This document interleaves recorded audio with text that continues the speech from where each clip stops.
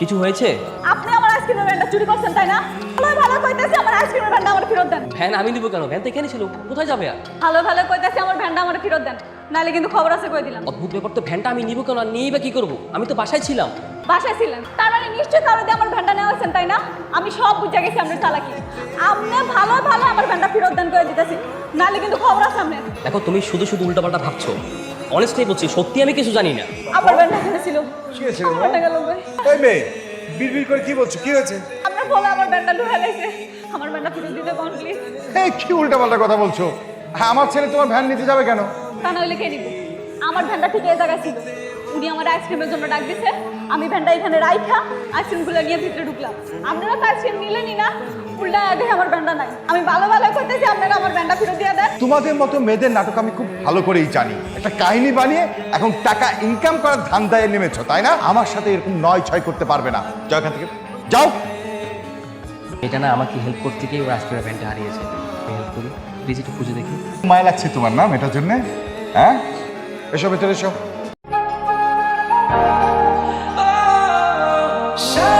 তোমার আইসক্রিমের গাড়ি। না, এটা তো আমার গাড়ি।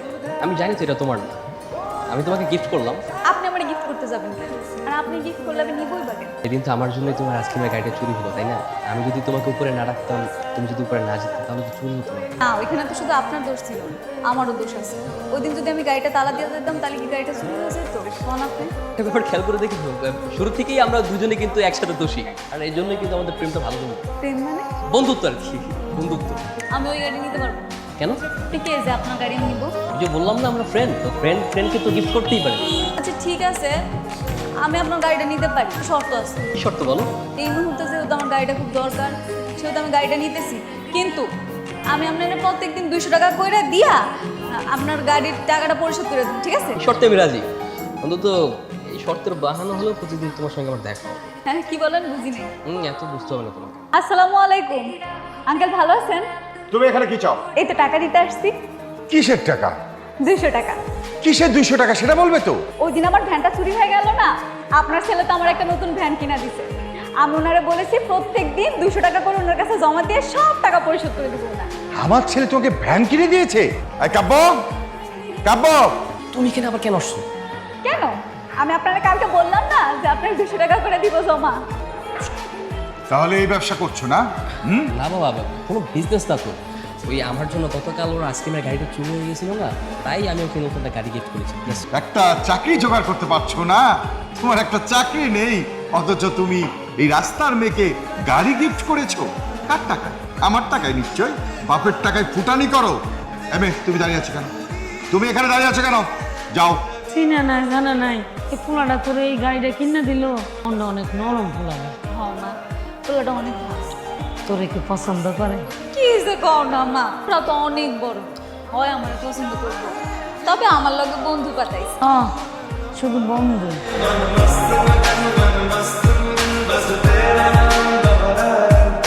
আজকে দেখি আপনি আমার মতো ড্রেস পরেছেন, তা কি লাগবো? আইসক্রিম লাগবো? আইসক্রিম ওয়ালিকে লাগবে, মানে মানে তোমাকে লাগবে। আমাকে লাগবে মানে? আমরা ফ্রেন্ড না তো, একটা ফ্রেন্ডটা তো একটা ফ্রেন্ডকে তো লাগতেই পারে, তাই না? ফ্রেন্ডশিপ মানেই তো রোজ একসাথে দেখা হওয়া, আড্ডা দেওয়া, কাছাকাছি থাকা, পাশাপাশি, তাই না?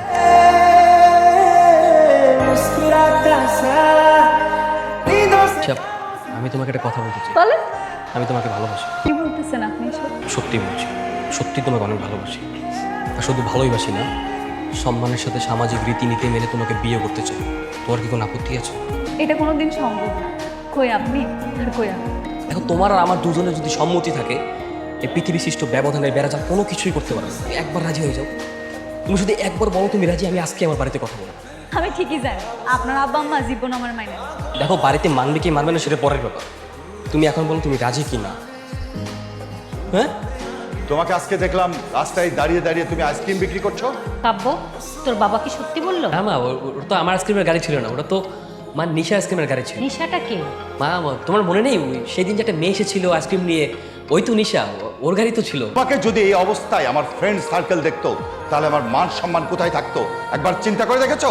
তুমি শুধু তোমার কথাই ভাবো, তোমার ফ্রেন্ড সার্কেল স্ট্যাটাসের কথাই ভাবো। আমার কি ফ্রেন্ড সার্কেল থাকতে পারে না? বাবা, নিশা আমার খুব ভালো একজন ফ্রেন্ড। দেখেছো তোমার ছেলে কিভাবে মুখে মুখে তর্ক করছে? আব্বু, একটা কথা শুনে রাখো, ওই মেয়ের আশেপাশে তোমাকে যেন আমি না দেখি। নিশা শোনো, আমাদের দুদিনই কোনো প্রয়োজন নেই। আমাদের যা কিছু করতে হবে সব আজকের ভিতরে করতে হবে। তুমি আজকে আমার সাথে চলো কোথায়? আমার বাড়িতে। কেন? কারণ আমি তোমাকে বিয়ে করবো, বিয়ে করে স্ত্রীর মর্যাদা দিয়ে বউ করে আমাদের বাসায় নিয়ে যেতে চাই। চলো ভিতরে চলো। আমার ভীষণ ভয় লাগতেছে। বড় ভয়। আচ্ছা, তোমার আব্বা আম্মাকে আমার মেনে নিবে? যা, আমার বাবা মা তোমাকে মেনে নেবেন কি নেবেন না সেটা তো ভিতরে গেলেই বোঝা যাবে, তারা কিন্তু বোঝা যাবে না। বাবা আসসালামু আলাইকুম। এই মেয়ে এখানে কেন? না মানে বাবা, এই চুপ করো, তুমি কোনো কথা বলবে না। কাব্যের মা, কাব্য, তুই ওকে বাড়িতে নিয়ে আসছিস কেন? আর তোর এই অবস্থা কেন? মা আমরা কিছুক্ষণ আগে কাজী হাউস থেকে বিয়ে করে চলে এসেছি। কি? বিয়ে করছিস মানে? হ্যাঁ মা, তুমি আমাদের দোয়া করে দাও। এইসব যাও, মা বাবাকে সালাম করো, যাও। খবরদার, খবরদার, তুমি আমাকে স্নান করবে। সামান্য একটা আইসক্রিম বিক্রেতা, তার কোনো বংশ পরিচয় নেই, বাড়ি নেই, ঘর নেই, তাকে তুমি বিয়ে করে নিয়ে আসবে আর আমি মেনে নিব? এটা তুমি কিভাবে ভাবলে? তুমি শান্ত হও। এই চুপ করো। এই মেয়ে, তোমার সাহস হয় কিভাবে? তুমি আমার ছেলের হাত ধরে এই বাড়ির বউ হওয়ার জন্য তুমি চলে এসছো? এই যাও এখান থেকে। না বাবা, ও যাবে না। যদি আমি এই বাড়িতে থাকি তাহলে নিশাও এই বাড়িতে থাকবে। নিশাকে যদি এই বাড়ি থেকে চলে যেতেই হয় তাহলে আমিও থাকবো না, আমিও চলে যাবো। কারণ যেই বাড়িতে নিশার অধিকার নেই সেই বাড়িতে আমার অধিকার নেই। কাব্য! কি হয়েছে, তোমরা ফিরে আইছো কেন? মা, এই সমাজের ধনী গরিবের ব্যবধানের বেড়াজালে আমার আর নিশার সংসার আমার বাড়িতে হবে না। তাইলে কি তুমি আমার মাইয়ারে রাখে যাইবা, নিবা না? না না মা, আমি নিশাকে রাখতে আসিনি, আমি নিশার সঙ্গে থাকতে এসেছি।